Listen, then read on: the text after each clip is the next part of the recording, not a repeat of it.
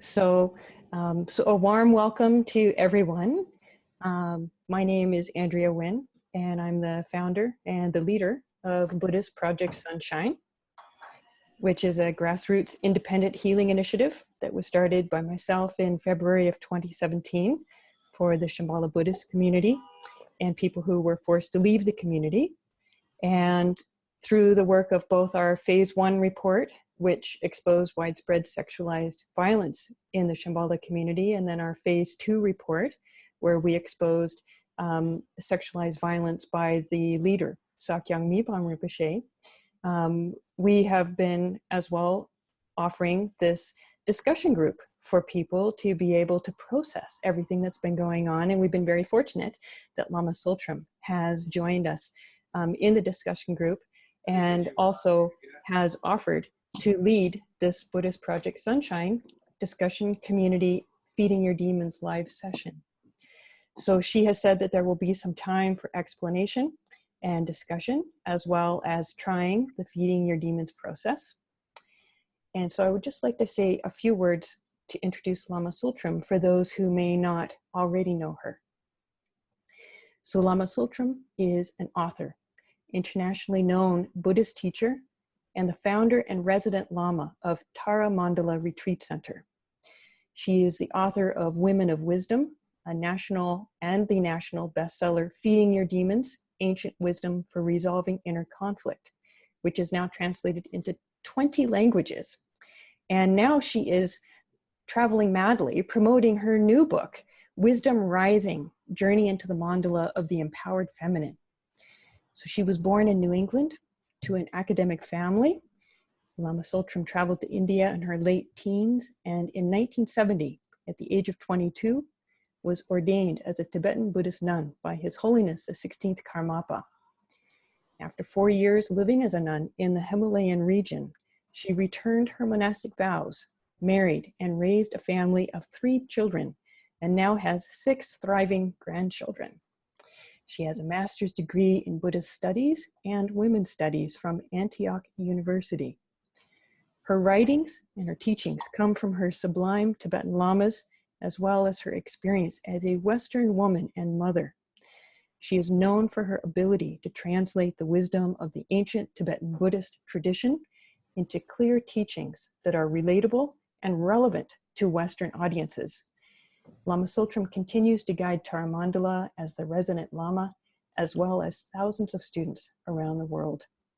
She was named Buddhist Woman of the Year in 2009 in Bangkok, Thailand. And for anybody that's wanting to learn more about Lama Tsultrim, there is a documentary on her life called Feeding Your Demons, and you can also visit the Tara Mandala website. So Lama Tsultrim, we warmly welcome you here with us this evening, and we ask you to lead us in the sacred practice of feeding your demons. Thank you, Andrea. And I'm really pleased to be able to offer this. And I don't know if all of you are familiar with Feeding Your Demons. So I'll give a bit of an introduction, but before we begin, I'd like to raise bodhicitta, the intention to be together today for the benefit of all beings. Just take a moment to generate our motivation, our aspiration.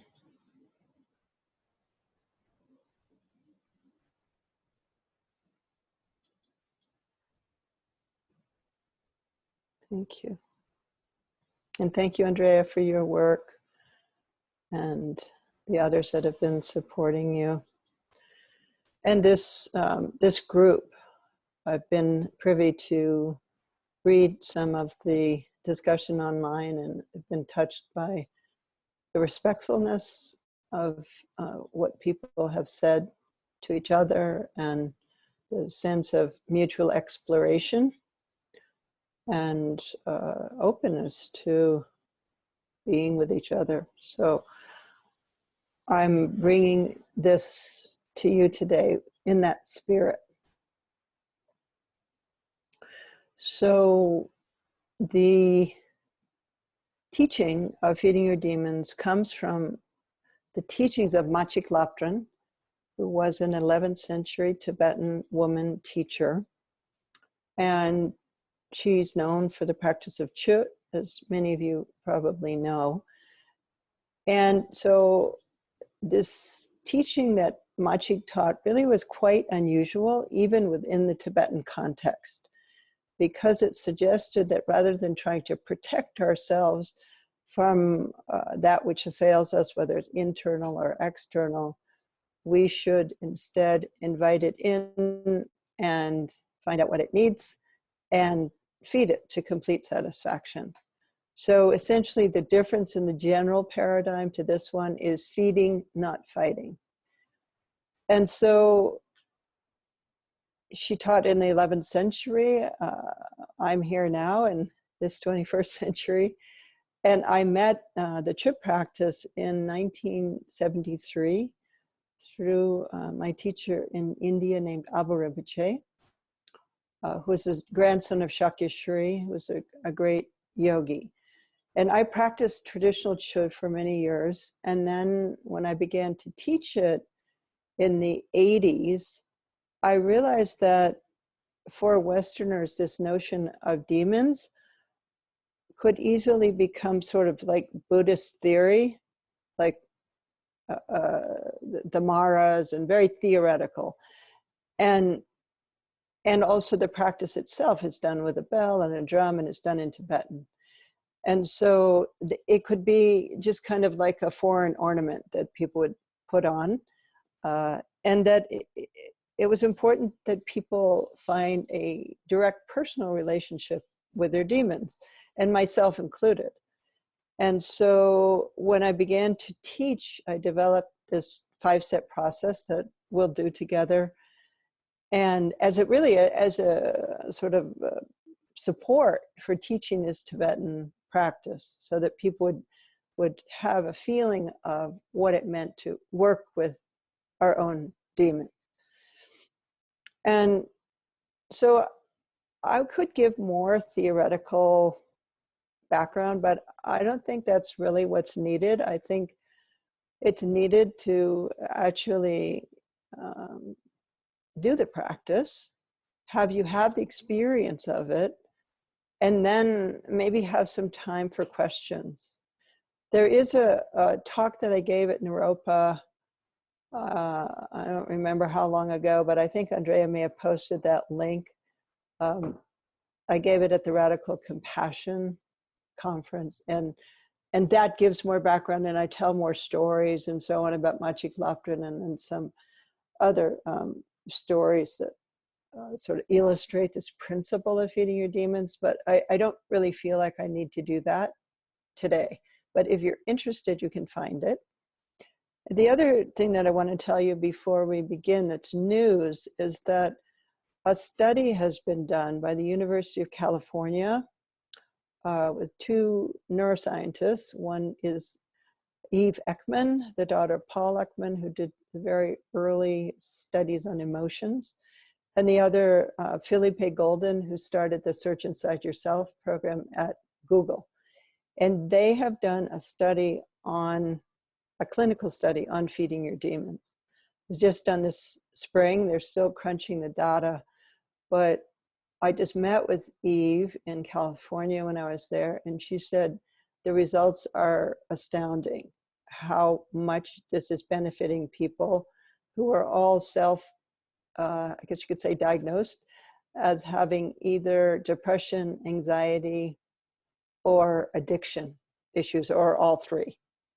So that's the results of that study will be coming out in a few weeks, but I thought that would be interesting for you to know that there is this study, and we'll be proving it, so to speak, that this does work. And hopefully then it will be able to go more in the mainstream and to help more people like our vets with PTSD and so on. So anyway, I want to begin explaining a little bit about the process, and then I'll take you through it. If you're sitting in a place where you can actually stand up and turn around and face where you're sitting now, or if you're sitting on the ground and you'll be able to sit facing where you're sitting now, we'll do that during the process. So you might want to rearrange your sitting so that you'll be able to do that. And the other thing I want to explain is a couple of words, I guess you could say, or phrasings that I'll use, and I want to explain what they mean and what the difference is between them. So one thing is, when we feed our demons in the traditional practice, we dissolve our body into nectar, and that feeds the demons. And we do that with feeding your demons too.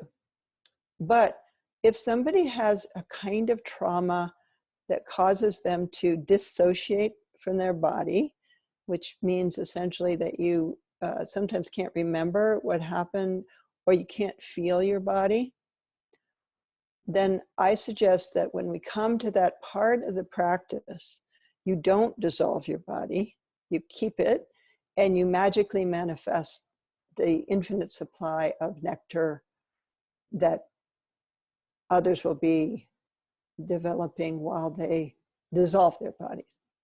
Is that clear? Just nod your head if that's that clear. Okay. Yeah, so this is something that you need to know yourself. Do you have a kind of trauma that causes that kind of dissociation? And if so, then you just do it a little bit differently. And by the way, this is also how you do it if you do it with children, because they are just establishing a sense of the self, and so you don't have them dissolve their bodies. Okay, so that I want to explain that. And then also there's 3 questions that you will ask the demon. And I want to explain the difference between the 3 questions. The first question is, what do you want? The second question is, what do you really need? And the third is, how will you feel if you get what you really need? So those are the 3 questions. So the difference between the want and the need is that the want is what is the immediate thing that comes up around the demon. So, for example, with an addiction, the want is the substance, whatever it is. Let's say you have a fear of flying. The want would be not to fly. The demon doesn't want you to fly. But the need is what's under the want. So let's use that example of fear of flying. The need would be to feel safe. You see what I mean? Difference? So the need is under the want. And it's often quite different than what the want is. And then the third question is, how will you feel if you get what you really need? That is essentially the result that would occur if the need was fulfilled. And it's a feeling. And it's actually the answer to that last question that we will be feeding the demon. We're going to be feeding it a nectar that has the quality of that feeling that the demon will get when it gets what it really needs. So are you following me with that? Just nod if. Does anybody have any questions? And you can unmute if you do.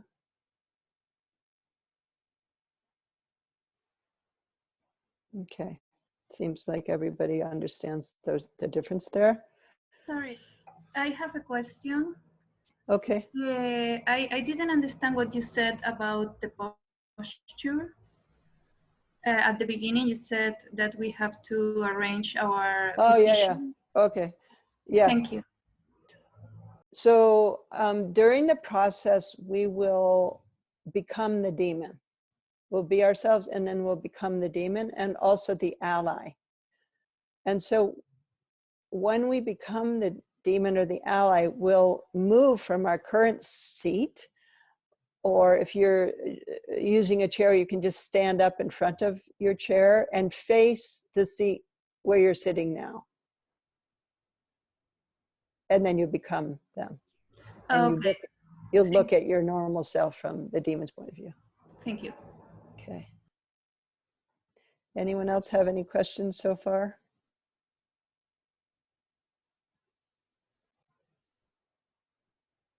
Okay. Yeah, so the idea behind feeding your demons is that the energy that's tied up with our demons, once they are fed and nurtured to complete satisfaction, all that energy that's tied up in it becomes available to us in the form of the ally. And this idea comes from the story of Machik Lapdran, where she's a young woman, she's receiving empowerment from her teacher, and as the wisdom beings descend, she rises from her seat and she passes through the wall of the monastery where she's receiving this empowerment, and then she flies up into a tree. And that tree is owned by a water spirit, a naga, and he's very fierce, and everyone's afraid of him. And nobody will even look at this tree, but she's actually up in his tree. And so he calls all of his friend nagas, and he forms a really frightening army, and he comes at her with all of his force. And instead of being afraid, she moves the other way and she offers her body as food. This so surprises them, and they're so impressed by her fearlessness that they say to her, "We will not only not attack you, we will be your allies, and we will be allies of any of those who follow you in the future." And so the idea that of this, it's part of feeding your demons, is that it's not that you get rid of the demon and then you find your ally. It's that the demon itself transforms into the ally. So that energy that's been tied up in the demon is transformed into the ally. And I'll lead you through all this. So don't worry if it seems like complicated. I'll lead you through it. And so because we're meeting about this particular situation with the Sakyong and what's going on in the Shambhala community, what we're going to do today is work with what's coming up for each of us in relationship to this particular situation, which isn't going to be the same for everybody. Some people may feel angry. Some people may feel depressed. Some people may feel lost, confused. So before we begin, we'll take a moment, and you may feel all of the above, so that's okay, but choose something that really feels like it's up for you. In other words, something that isn't theoretical. It's actually a feeling that you have that's taking your energy, or maybe it's making you so you can't sleep at night, or you can feel it eating at you. That's a good way to identify a demon, is something's eating at me. And if it's in relationship to someone, it could be, maybe it's not about the Sakyong, but maybe it's someone else connected to this whole situation that you're upset with. Work not with them as the demon, but your reaction to them.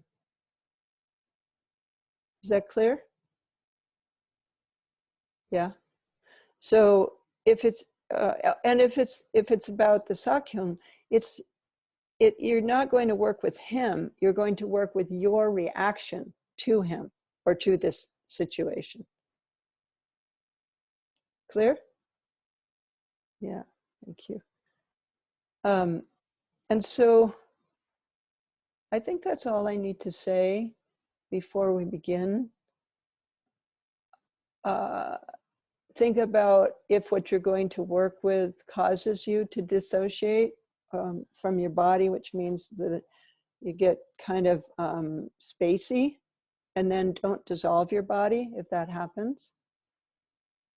And so I'll open up just for a few minutes or a moment to see if any questions so far, and otherwise we'll start.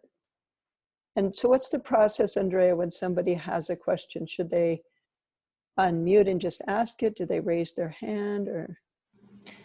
They can just go ahead and click the microphone icon on their screen and unmute themselves and ask the question. Okay. Okay, does anyone have a question so far?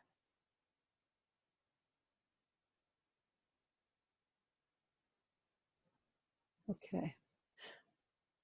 This will take about 20 minutes, just so you know, 20 minutes to a half hour. And so let's take a moment before we begin, and we'll do this process also with our eyes closed as much as possible. When you change places, you may have to open them just so you don't trip on something or fall over. But generally, it goes deeper if the eyes are closed. So let's take a moment for you to just think about what you want to work with today. What's eating at you? What kind of emotion is most up for you right now?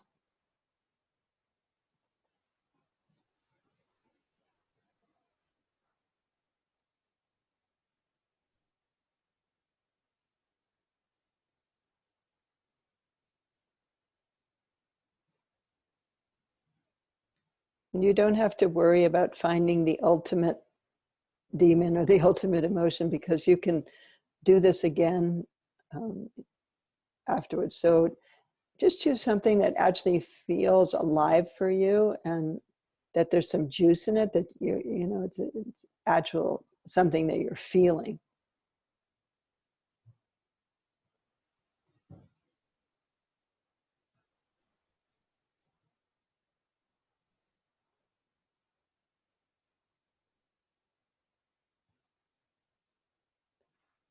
Okay. So we'll begin with some relaxation breathing. And I'll lead you in that. So begin by breathing into any physical tension you're holding in your body. Breathe into it. Notice where you're holding it. Let the breath hook it, and let it ride out on the out breath.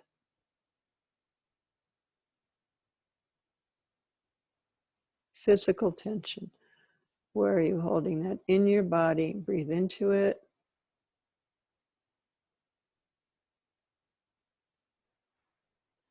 And let it go with the out breath.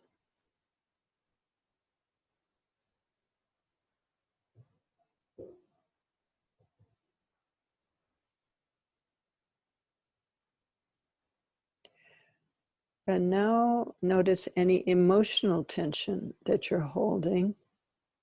Feel where you're holding emotional tension in your body. Breathe into it and let it ride out with the exhalation.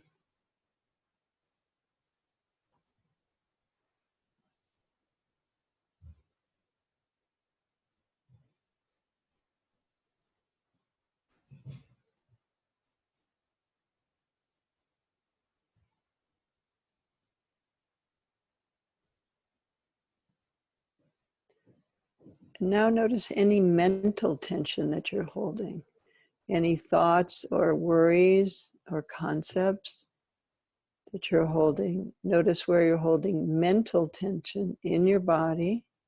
Breathe into it and let it go with the out breath.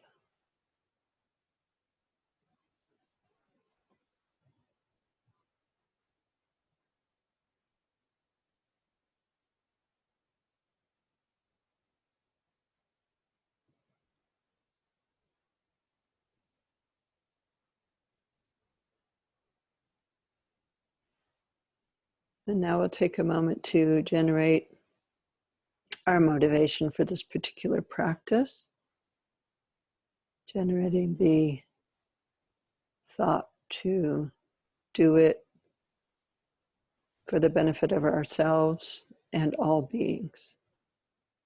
Heartfelt intention.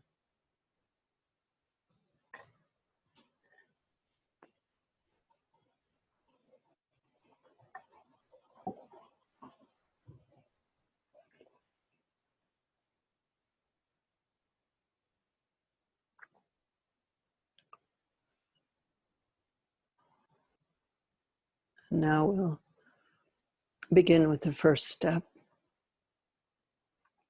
So now thinking about whatever you decided to work with today, perhaps an incident or situation where this came up strongly, or perhaps you're feeling it right now.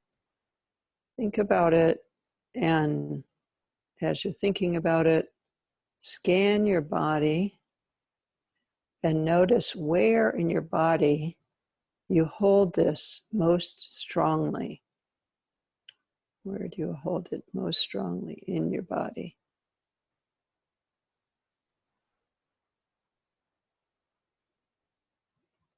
Think about this issue that you decided to work with. Feel where you're holding it most strongly in your body.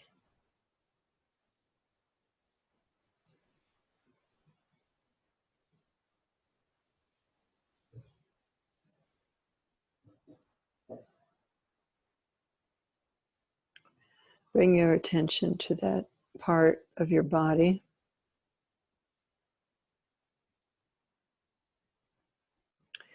If this were to have a color, what color would it be?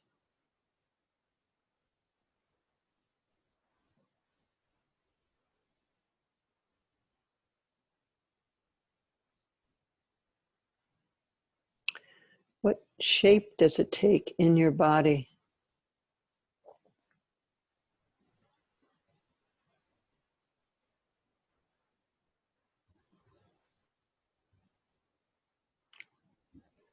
What is its texture like? What is its consistency like in your body?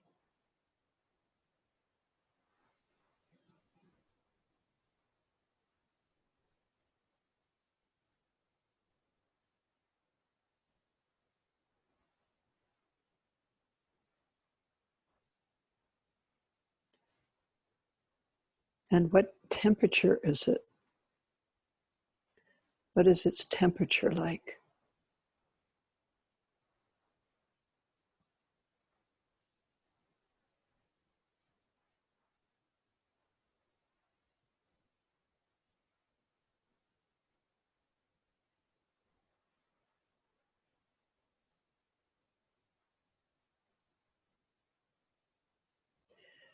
And now intensify this sensation with its color, its shape in your body,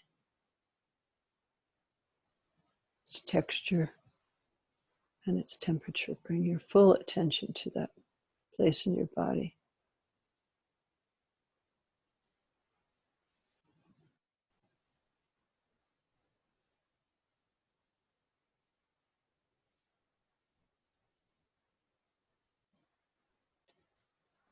And now imagine that this shape with its color its texture, consistency, temperature, actually moves out of your body and is personified as a being in front of you. A being with arms and legs, with a head, face, moves out of your body and becomes personified as a being in front of you.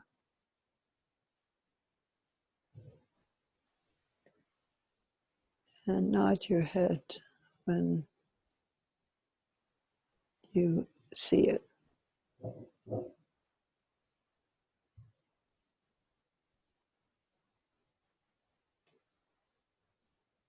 Now notice what size it is.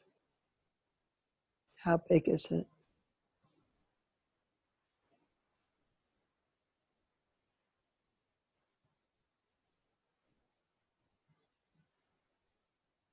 What color is it?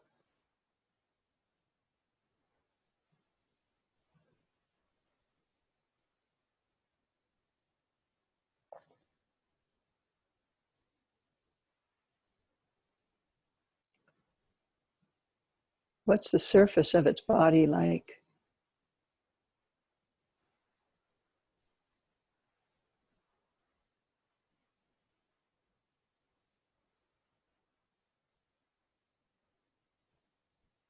What's the density of its body?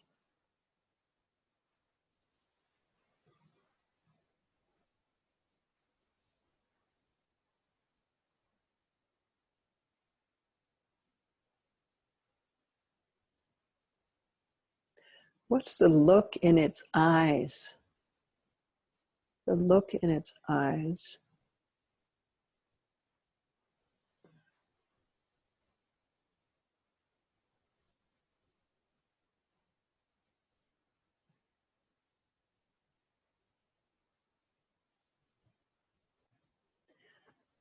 What gender does it have, if it has a gender?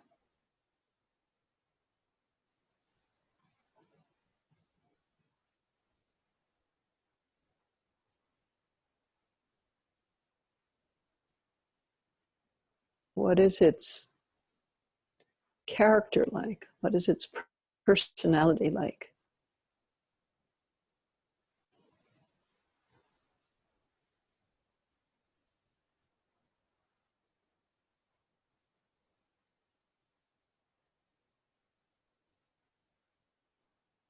What is its current emotional state?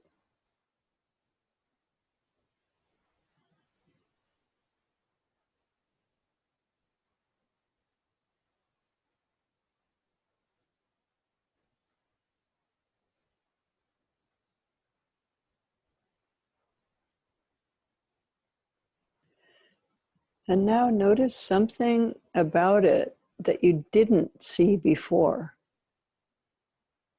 Notice something you didn't see before about it.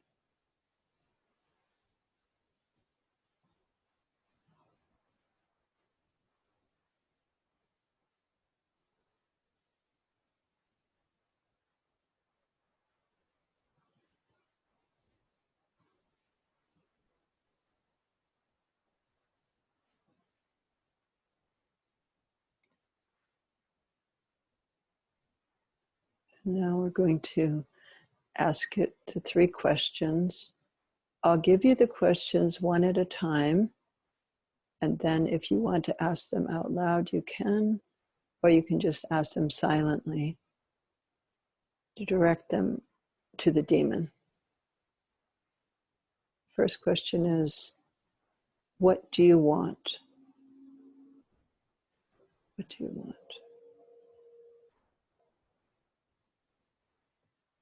Second question is, what do you really need?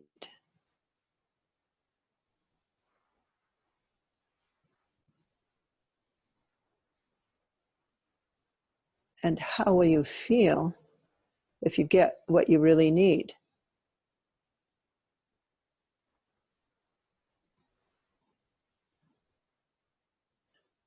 And now, keeping your eyes closed as much as possible, change positions and face where you're sitting now and become the demon.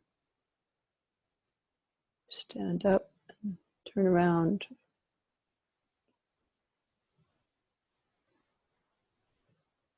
And take a moment to come into the body of the demon. And if you want to take the gesture of the posture of the demon, you can, or you can simply feel yourself in that body of the demon. Notice what it feels like to be in that body.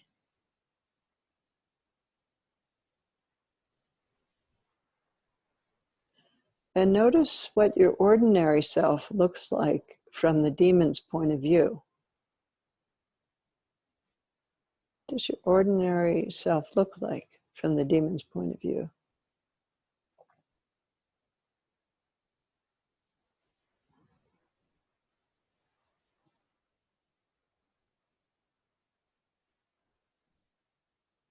And now, being really in the body of the demon, answer those three questions. And I'll give you the beginning of each answer, and then you repeat that beginning, and then as the demon, you finish it.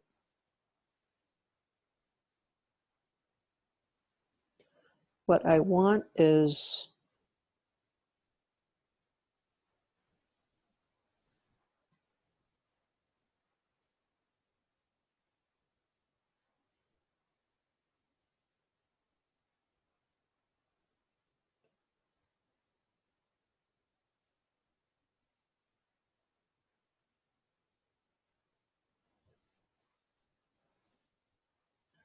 what I really need is,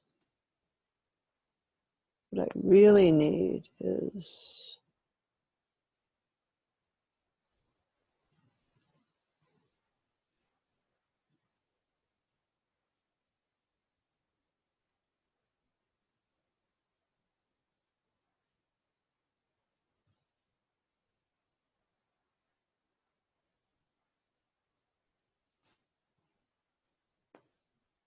if I get what I really need, I will feel. If I get what I really need, I will feel. This is a feeling. Get what I really need, I will feel.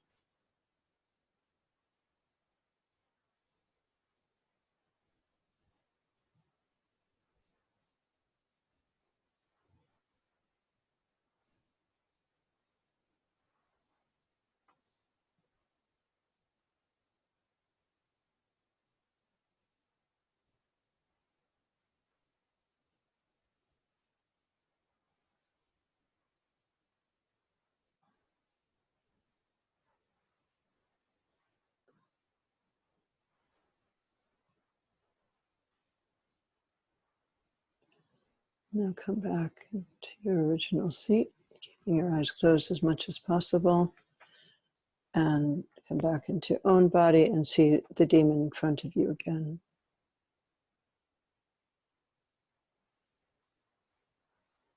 Take a moment to come back into your own body, seeing the demon in front of you.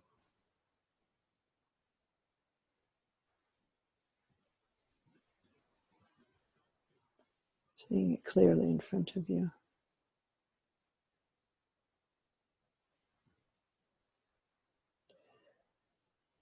And now we're going to either dissolve our bodies into nectar or magically manifest the nectar coming out of us. If we dissolve our bodies into nectar, or if we're producing the nectar, notice the color of the nectar.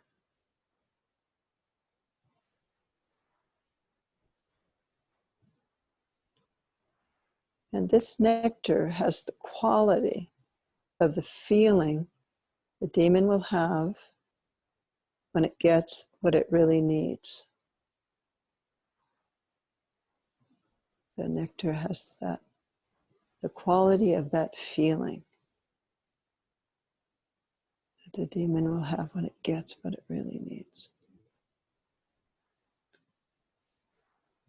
That nectar begins to flow toward the demon, and the demon receives it. You can notice how the demon takes it in. Does it drink it? Does it take it in through the pores of its body? How is it taking it?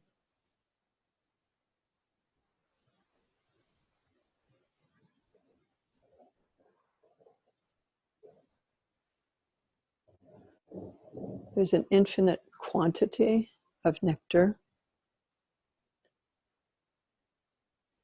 as much as the demon needs. You're feeding it, you're nurturing it.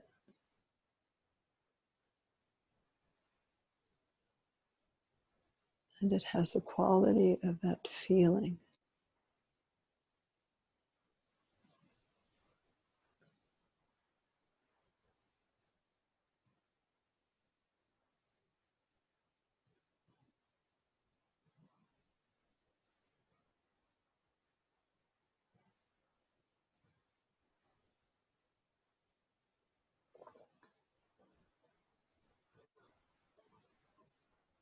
Infinite quantity.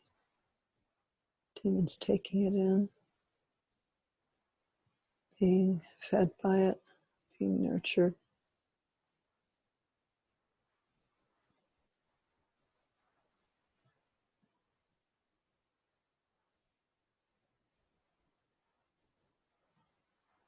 And as it's being nurtured, notice if it begins to change, to morph into something else.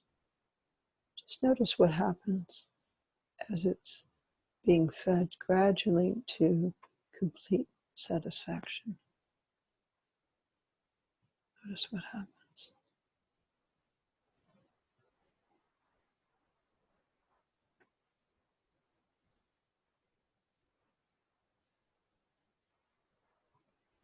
It's gradually being fed to complete satisfaction.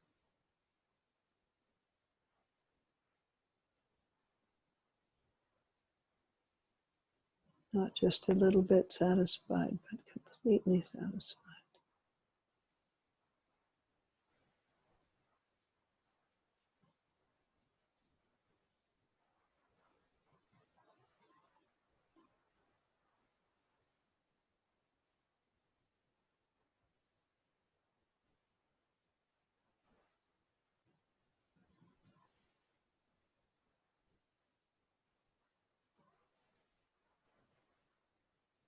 And now it's completely satisfied. Notice what happens when it's completely satisfied.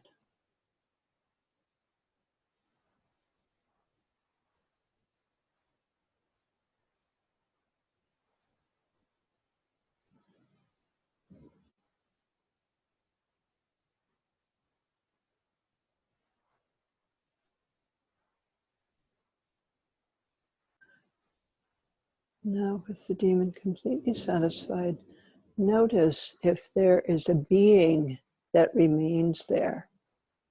Is there a being that remains?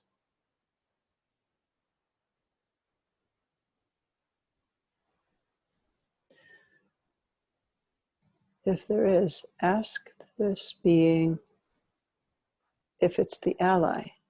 Are you the ally? It may or may not be. Just ask it, are you the ally?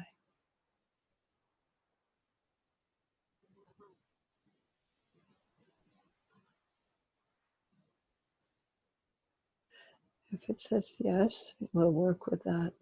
If it says no, or if the demon dissolved, so there was no being that remains, then we'll invite the ally to appear. Invite the ally to appear.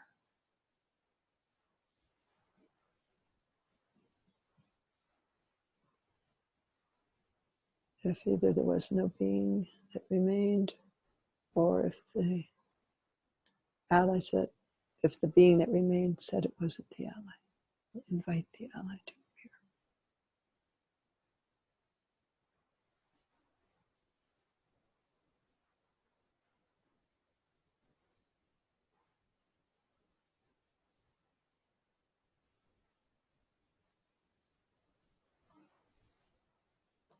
I take a moment, allow the ally to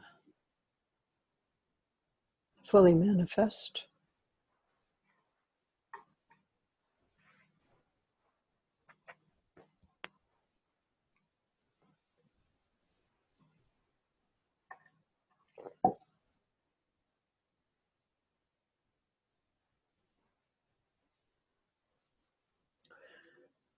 Now, if you're either working with the being that remained that said it was the ally, or the ally that appeared when you invited it, notice the size of the ally. How big is it?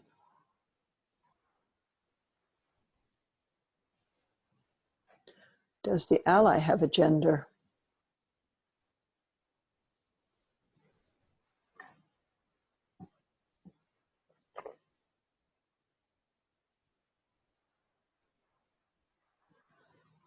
What's the texture of the surface of the body like of the ally?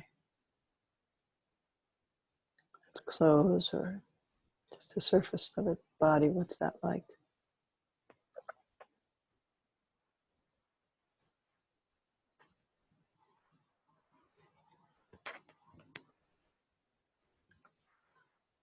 And what's the density of its body?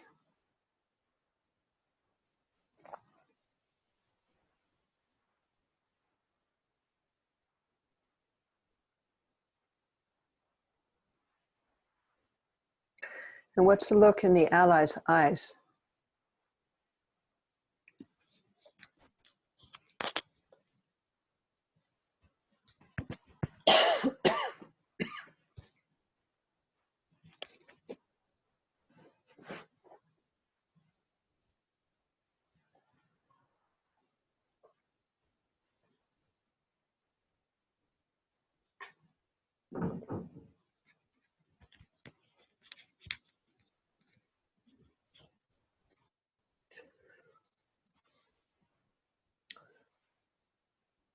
What's the personality of the ally appear to be like?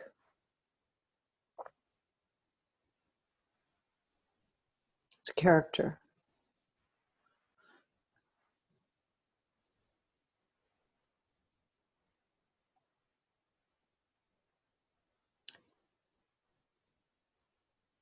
And what's the current emotional state of the ally?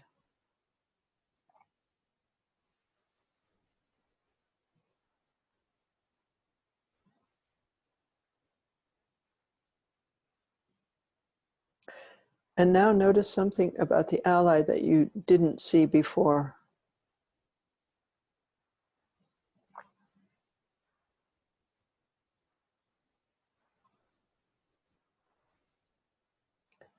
Notice something you didn't see before about the ally.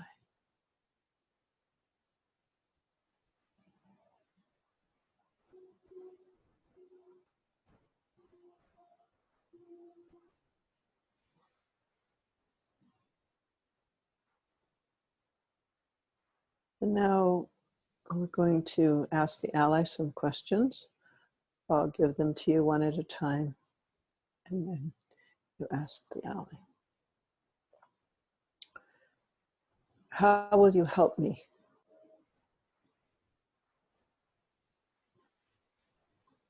How will you protect me?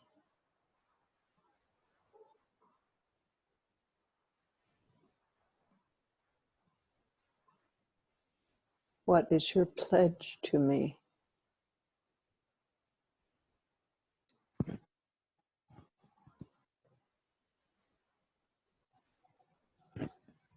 And how can I access you?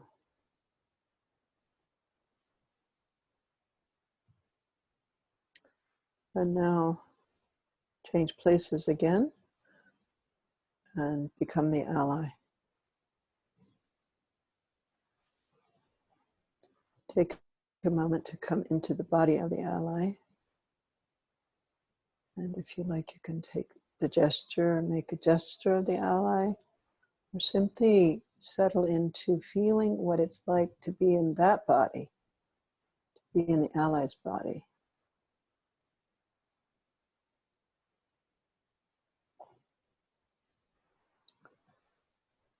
And then see your normal self in front of you, and notice what your normal self looks like from the ally's point of view. What does your normal self look like from the ally's point of view?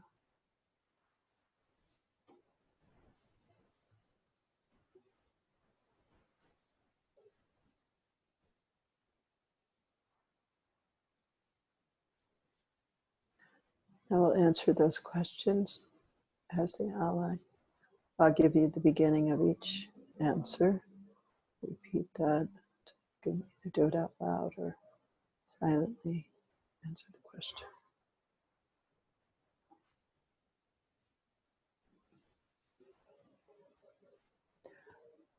I will help you by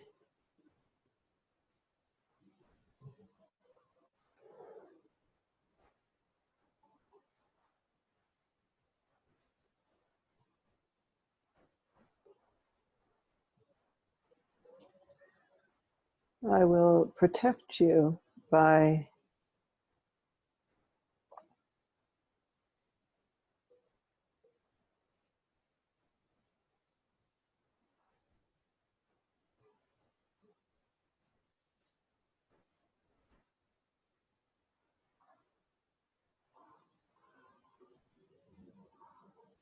my pledge to you is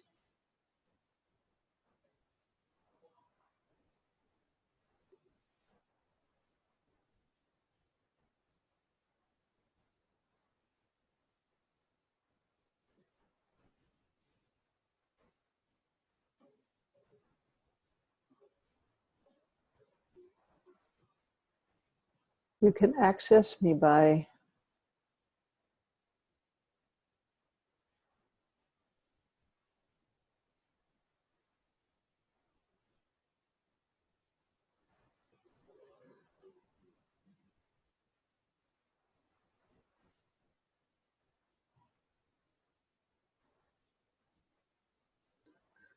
come back into your original seat and see the ally in front of you again.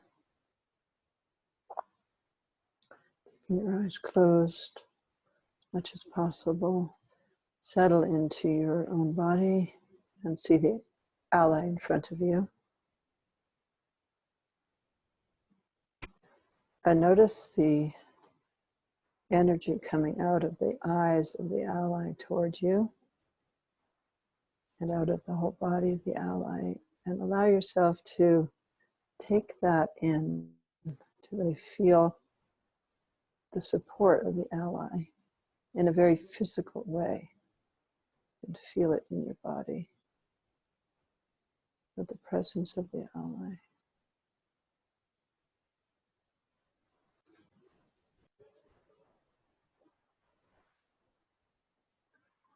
And it's coming into you. And notice how that feels.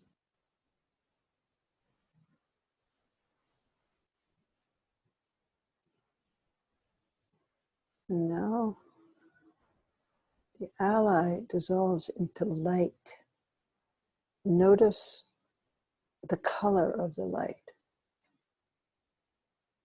Ally dissolves into light. Notice the color.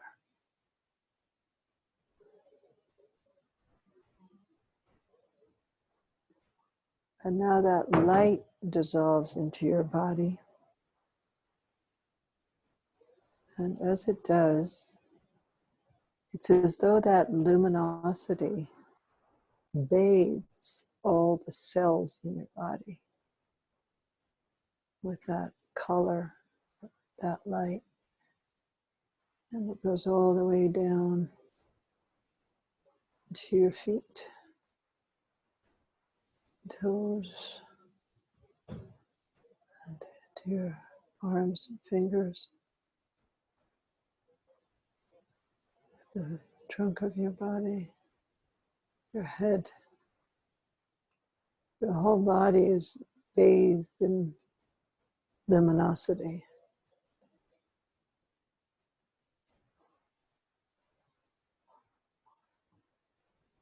Notice how that feels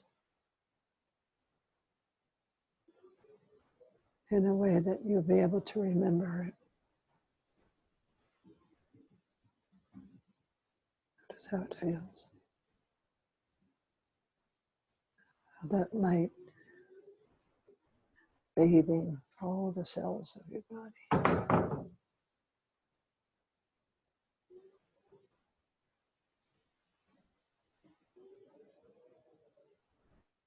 And then your body, with the integrated energy of the ally, also dissolves. It dissolves.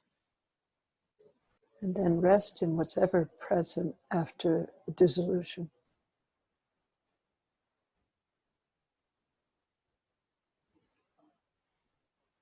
Just rest.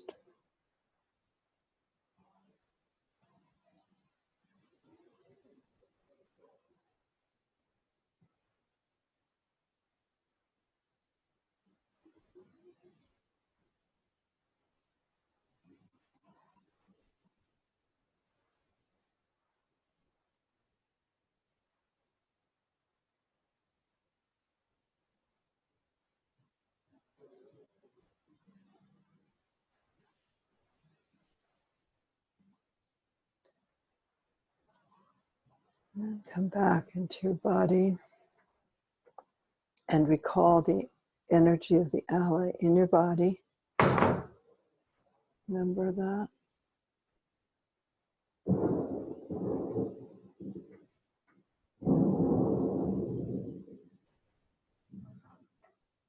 And when you're ready, when you've integrated that feeling of the ally in your body,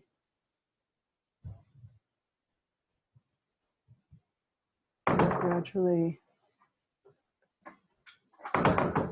open your eyes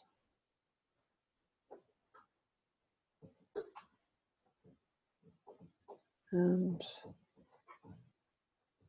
dedicate the merit, any positive energy that we've accumulated doing this together. Dedicate that to the benefit of all beings.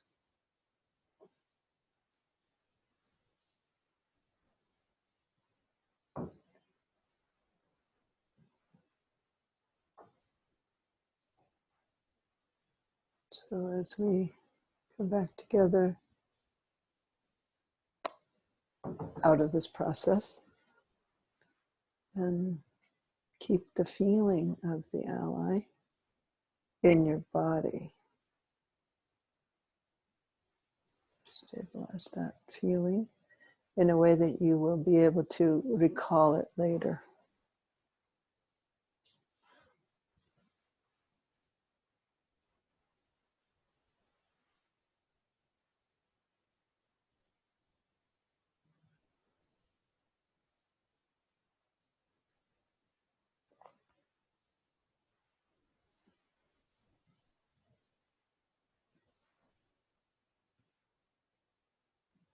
So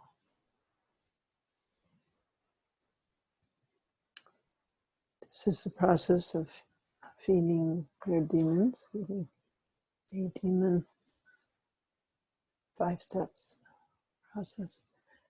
And I hope it was helpful for you.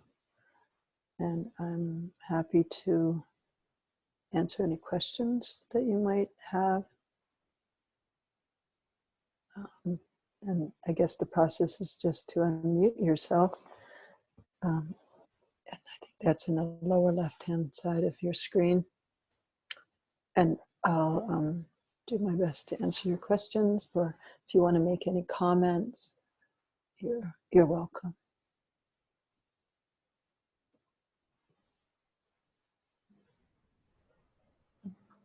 Lama Sultram, I have a question. Okay. I was just wondering, like I notice that when I do the Feeding Your Demons process, I feel very safe and I feel willing to, you know, do that complete offering of myself, dissolving Mhm. my body into the nectar that will satisfy the demon.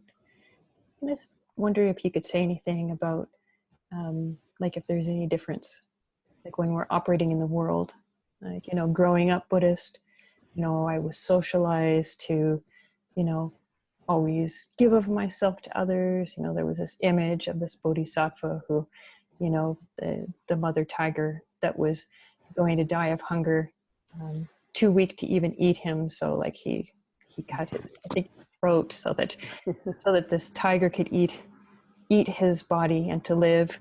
So I was kind of socialized with that.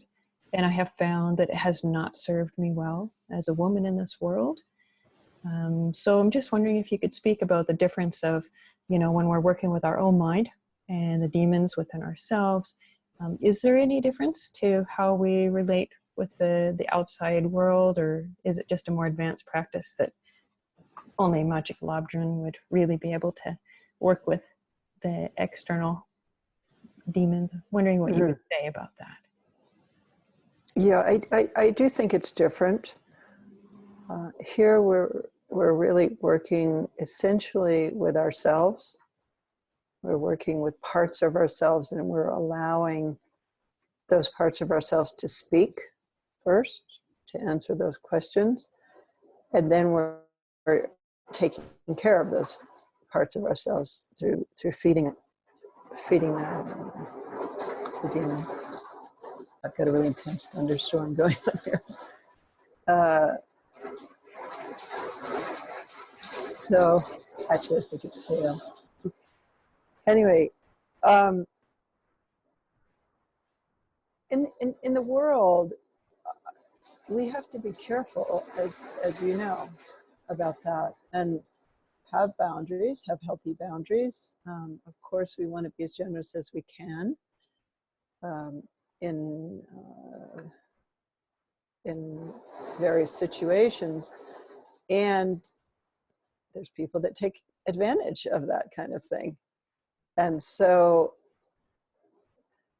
the idea of feeding your demons is to integrate the parts of ourselves that we are normally battling with, you know, these difficult emotions that we have, and so on.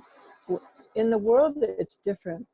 We need to clearly assess the situation, and be careful, and and yeah, not give away too much if it's not, we're not being cared for, if it's not reciprocal.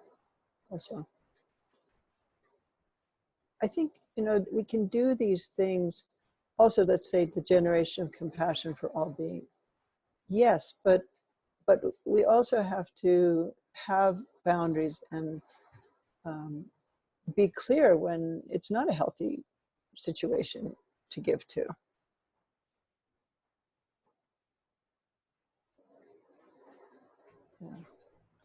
Yeah. Well, I wanted to thank you because this exercise has been really good for me, and I thank Andrea Wing for making all this possible. And I have a question for you, because I have seen in your webpage that there is a training for doing this. So what is the difference between the course that you give in your webpage and what we have done before today? Is like deepening into this practice? Mm. Yeah, I think you're talking about the Feeding Your Demons online course. Mm-hmm. Yes. Yeah. Yes. Well, that's a course in which you work with several kinds of demons and also gods. Gods are our hopes, our obsessions, what we really want. Demons are what we really don't want generally. So you work with that. there's an extended ally process where you go back and you re-meet the ally and answer more questions, dialogue with the ally and so on. There's work with drawing the demons and drawing the allies, and also working with clay, with the demons and the allies, which is quite interesting because it's clay, it can start as a demon and then you can literally transform that same thing into the ally. So there's a lot of different layers of the practice of feeding your demons in that course. And there's level 2 and level 3 that are going to be released soon. And so there is also a process to become authorized or certified in this method for people who are psychotherapists or coaches or facilitators of some kind. And so that's just starting to be able to be done online. Up until now, it had to be done in person. So there's that online feeding your demons, and then there's the Kapala trainings, which are also involve practice. The online course is only feeding your demons. The Kapala trainings, we work with the Prajnaparamita practice in level 1, and some of the other nature of mind practices of Machiklaptran in level 2 and 3. So, yeah, is that clear? Thank you. Thank you. Very clear. Thank You're you. welcome.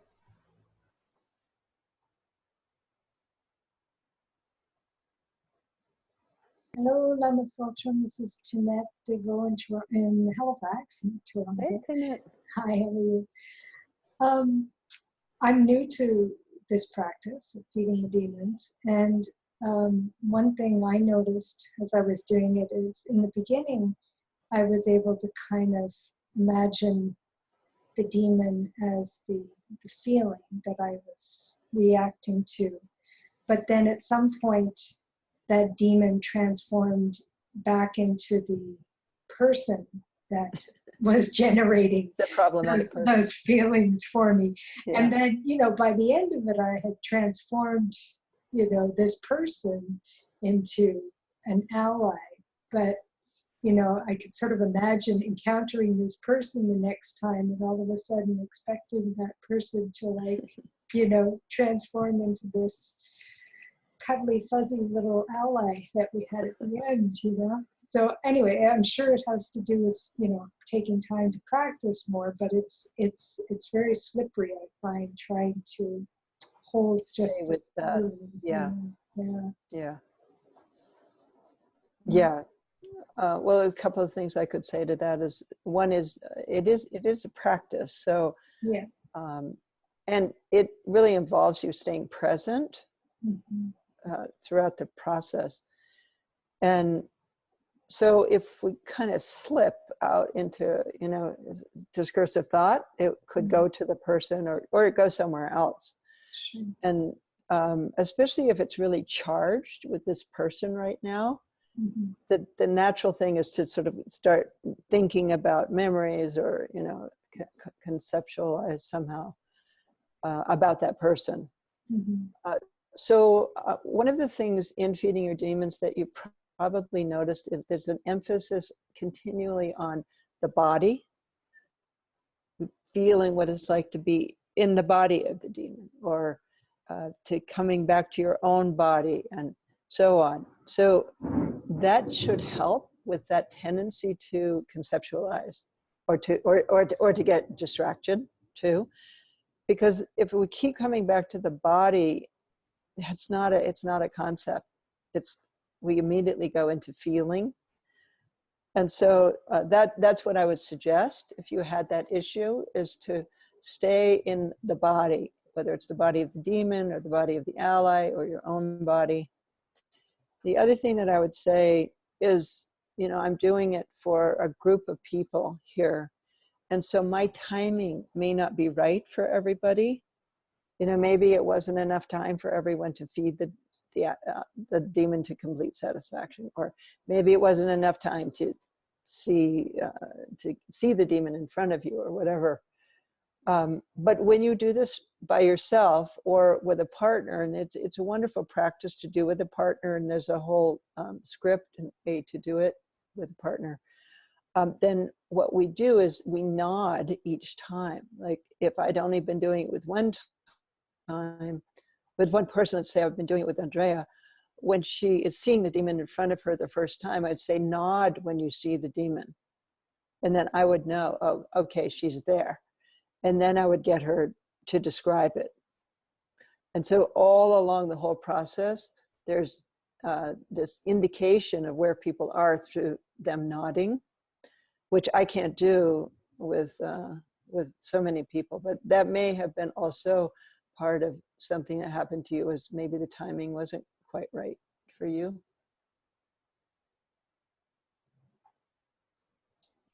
Thank you.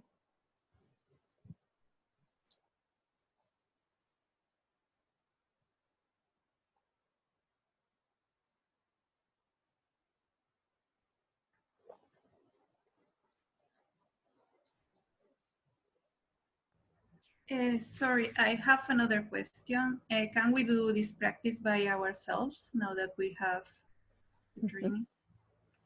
Yes, you can. There's the book, Feeding Your Demons book, that has it inside, and the back of the book there's something called the abbreviated 5 steps. So you can just follow that. There's also downloads online of me leading the practice, and you can turn me off and on depending on your timing. You know, and a lot of people like to use that because then they don't have to mess with papers, you know, reading something. But eventually what happens when you do it enough is you know it by heart. And so you can just guide yourself that way. You don't need either the audio or the papers. There's also online, there's this talk that I gave at Naropa. I also led the whole group in this same process. So you could use that as well. Yeah. Thank you. You're welcome. Also, we are recording our time with Lama Tsultrim this evening. And so you could also use this very recording that you participated in. Yeah. Yeah, the process, it's very rare that if we have a big demon that it would be gone after one time. And so around this particular situation that we're involved with now, I imagine that you'll want to do this again, and maybe with a different emotion, or maybe it's the same feeling that you want to work with again because it comes back.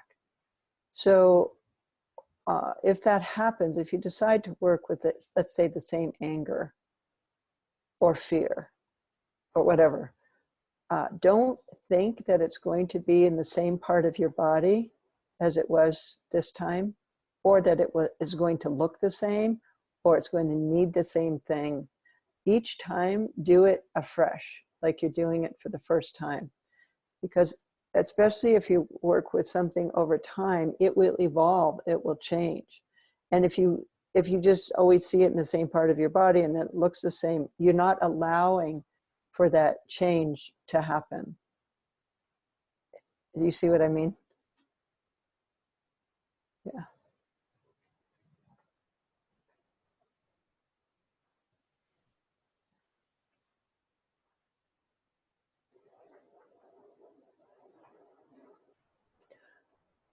Hello.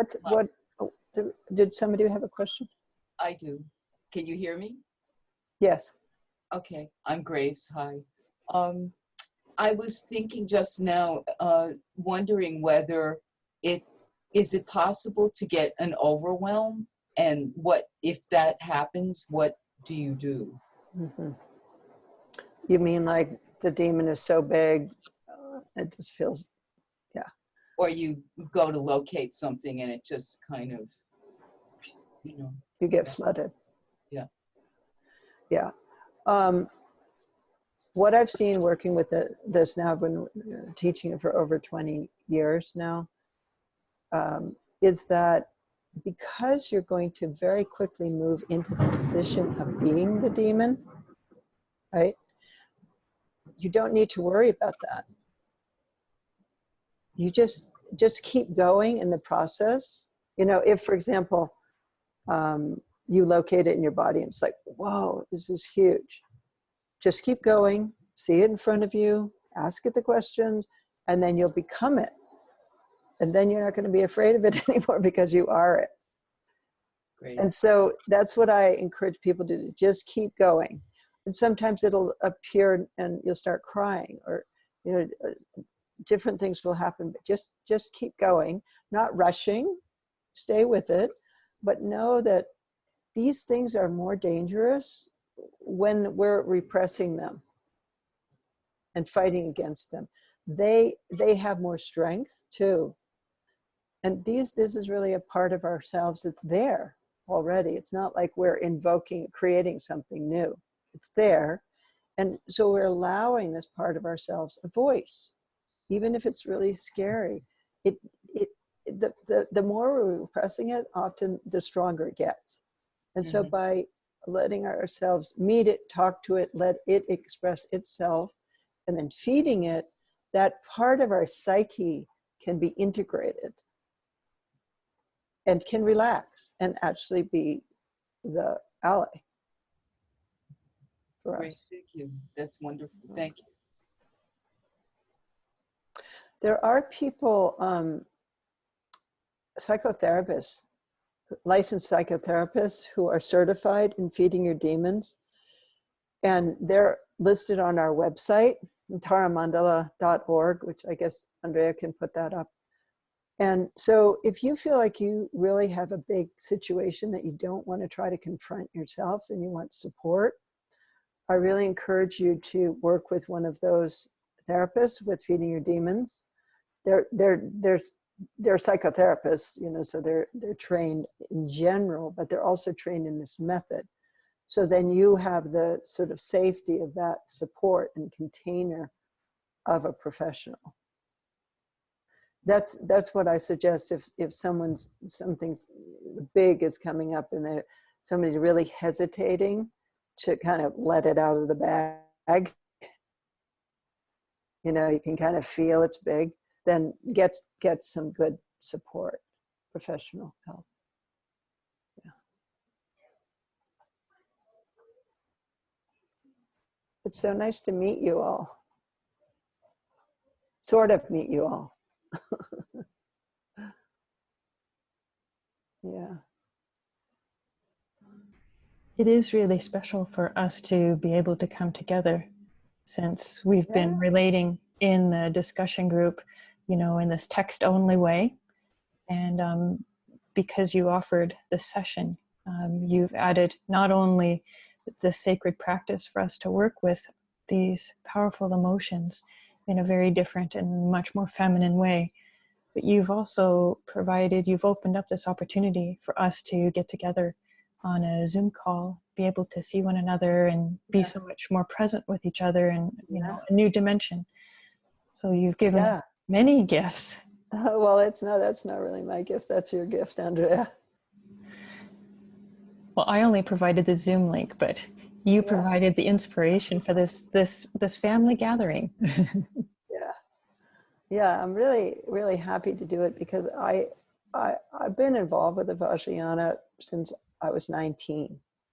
And I know the depth of this kind of wound. And I also know that it can feel like, what am I going to do?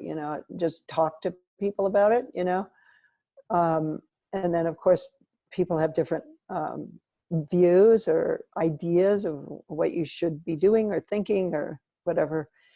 And so I really felt I wanted to offer this because it it's a method that helps people work with themselves and whatever is coming up, that to work with that in such a tangible way. And you can go from feeling horrible to really feeling fine in a half hour, 20 minutes. And it's really quite extraordinary, and why the therapists that have been trained in this are using it so much, and why they're doing the study on it, because it's so effective.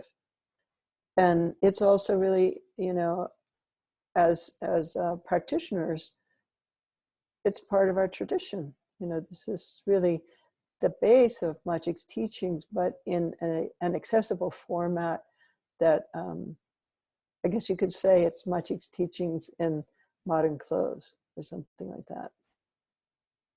So I'm really happy to give it to everybody. Does anyone else have any thoughts or questions?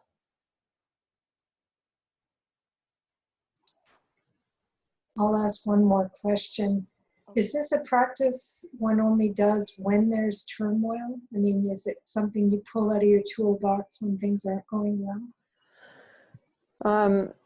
It can be used that way.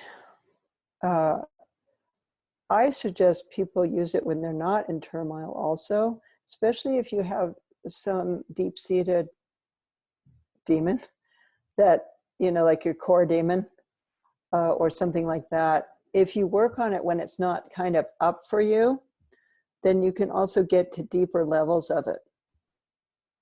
So often people will take a core demon and say, okay, I'm going to do this every day for a certain amount of time, or I'm going to do it every other day for 2 weeks or a month or something like that, just one demon. And then it's not always up for you. It's not always, you know, in a kind of emotional moment, but you go through different layers of it that way. I tell a story in the book about my abandonment fear demon, and doing that with it over a period of time, and how it transformed and therefore transformed my relationship with my husband. And that took about a month of working with it for that process to happen. And it wasn't always sort of an acute situation, but it is something that also can be done in an acute situation. And I really encourage people to do it, because it's amazing. I mean, I've had somebody walk in who's literally suicidal, and a half hour later she walks out and she's, I mean, of course not exactly fine, but she found such a powerful ally, and she felt so supported and transformed in that short amount of time. So I hope that was all of your experience today, that it was powerful and transformative for you. And if somehow doing it like this, or my sort of the speed at which I did it wasn't right for you, try it again sometime where you can regulate it more easily yourself. And if it worked for you, then I'm happy, because now you have this tool. And there are a lot of resources, as I said, and courses to do this, and also these therapists who are trained in it also. And if you're a therapist and you want to train in, there's also a process for that. Thank you for leading this. I really appreciate it. I'm wondering about the Chöd practice itself. Do you give that empowerment? Do your students practice that? What's the process for receiving that? Mm-hmm. Yes, I've taught that for a long time, a traditional practice. I think I started teaching it in 1984. started practicing Chöd in 1973. And I do give the empowerment for it, and also the Lung, the hearing transmission for it. I teach several different Chöd practices. One is from Namkhe Norbu Rinpoche, and the other one is Zimba Rangdrol, which is from Do Kensei Yeshe Dorje. It's a Tertun. And so it's a Terma Chöd. And so there's both Kama, oral lineage Chöd practices. Main one for that is Rinchen Trengwa. That was, the first commentaries were written by the third Karmapa, Rangjin Dorje, on Chöd. So the Karmapa lineage is very connected with the Chöd practice since that time. And I received the empowerment from the 17th Karmapa in 2012 and also authorized me to give the empowerment. And at Taramandala right now, we're doing the Rinchen Trengwa. We did 2 weeks in April. And then at the end of this year, there'll be another 2-week retreat of that. And then I'm teaching the Parchangma Chöd from Do Kensei. I think it starts like the 5th of August or something like that. And then a few of my students are also authorized to transmit and teach Chöd practice. It's the main thing that we do. Our lineage at Taramandala is Machik's lineage mainly, although we do some other things as well. But yeah, it's definitely something I teach, and it's accessible to you if you want to do it. I don't require any prerequisites for it. People who want to learn it can. And I know that that's not how everybody does things, but that's how my teachers did it. And so that's what I'm doing, giving it to whoever's interested. Could you tell us more about what the Chöd practices are about? Essentially, the Chöd practice is another way to talk about it is Lujin. Lujin means body offering. So all Chöd practices, and there are quite a few of them, they always have that element in it of you leave your body through the top of your head, your mind leaves the body, and then usually what happens is you go into the body of Vajrayogini or Troma, the Rasval Dakini, and then she comes with her trigu, her hook knife, and she cuts off the top of the head of the corpse, because now your body's a corpse. And then that becomes a large container. It's expanded to be 3,000 times bigger. And then the rest of the body is chopped up and put in there. And then there's a fire underneath, and all this has symbolic meaning. You know, fire is, it's a little bit like Tumo practice, where there's a fire underneath, and then there's a dripping from above into the nectar. And so then the corpse becomes the nectar. And so what we did was a very abbreviated form of that, where I said simply dissolve your body into nectar. But in the traditional practice, it's a whole process that you sing, essentially. It's sung in Tibetan, and you use a drum. It's bigger than the small damra. It's like about that big, and it's only used for Chöd. And it's a shamanic practice, because you undergo your own death in the practice, and then you come back at the end. And that's a typical pattern of shamanism, but it's based in Prajnaparamita teachings from Aryadeva, the Brahmin, and then brought to Tibet by Padampa Sanjay, who was Machik's teacher. And so it's based in Mahayana Buddhism in Prajnaparamita, but the method seems to be connected to ancient shamanistic practices in Tibet. And it was used in Tibet for a variety of purposes, I guess you could say, as a practice to work with cutting through the ego clinging to our body, and also as a healing practice. It was used extensively when there were epidemics in Tibet, which were frequent because of the sanitation, of course, no vaccinations and so on. There was cholera and smallpox were very common. And the Chöd practitioners, because of their practice, could come into an epidemic area where people were dying, where there were corpses and so on. And they were able, because of their practice, to take care of those corpses and not get sick. And also, a deep Chöd practitioner could actually end an epidemic, because they would, through their practice, they would feed the demon of that disease. So the idea is that each disease, let's say a flu, for example, or cancer, you know, it's an entity. And we talk about, you know, an aggressive cancer, or, you know, a highly infectious flu or something like that. So the idea is that then you would feed that entity of the disease outside the body of any person, and therefore satisfy it and kind of pull that disease out of the community or out of the person. So it was used very extensively for healing in that way. In fact, sometimes it's called the healing Chöd practice.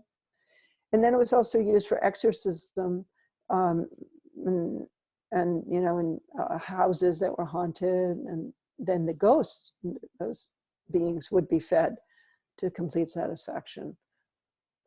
And the Chöd practice was also practiced a lot in the charnel grounds, in the cemeteries, in Tibet and in India and Nepal. It's still being done.